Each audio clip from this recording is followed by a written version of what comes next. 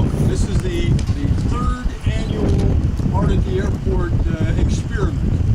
And I think based on all the positive comments, we can probably call it a tradition rather than an experiment now. For those of you who have been here every time, the first year we were all under umbrellas. It was colder than all get out. Last year was sunny and beautiful, and this year is okay. And so you could say the weather's unpredictable, which is very much like art, which is clearly unpredictable because the pieces have changed significantly from last year. And the airport's really happy to try and add a little bit of art to the community. There's so much nice art now with the bears and the fire plugs and the benches and the murals and other sculpture parks and historic homes that really makes a community feel comfortable and nice. And so we're happy to be part of that. But more than that, the partnership we have with ECU is really special. Hannah Gibran and Carl Billingsley have been great to work with. Mr. Michael Grau, thank you for being here today, the art director of the ECU's art department. But it gives the students a chance to display their art. Too many times people do great things, but no one gets to see it. This way, last year we had 134,000 people flew out of the airport. So a lot of folks get to see it, and people come and bring them and pick them up, so it's really visible.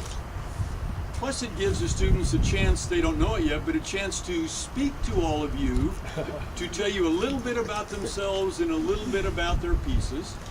And it gives them a chance to work on some business and some time management.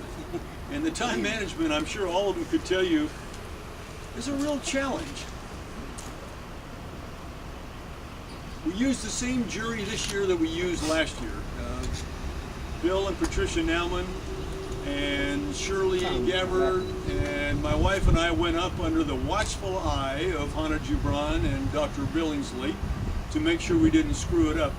But it was hard. We had about 15 pieces to look at, and we had to pick 7. And you're looking at a model that's about 10 or 12 inches tall, and you're trying to say what would be the most appealing to not only to us, but to the widest variety of people that are going to pass through and have a chance to look at it. And then you're trying to figure out how in the world are they going to turn these little models into something made out of wood or steel or sheet metal or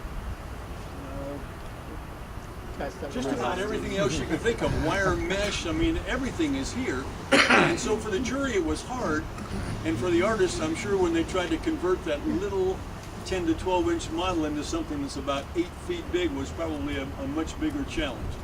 And a few of them have changed ever so slightly since we saw them, but they're all pretty darn close, and they're all really neat, and a lot of color this year and excitement, and so we're really happy to do it. So what I'd like to do is allow each of even our wounded veteran, because 2 of our folks had pieces here last year, so why don't we let the wounded one start first? And I say wounded because as we were placing the pieces today, he walked around the edge of his piece, which is the last one, and just sliced his nose wide open. But we cleaned up all the blood, and he looks pretty good. And all we'd like to do is a little bit about yourself and your piece, and then once we finish that, we'll go out and stand by the pieces and allow you to ask them questions. Why do you use this material? How hard was it to do that? And let them really dig in a bit, and then we'll all get back together and have some refreshments. But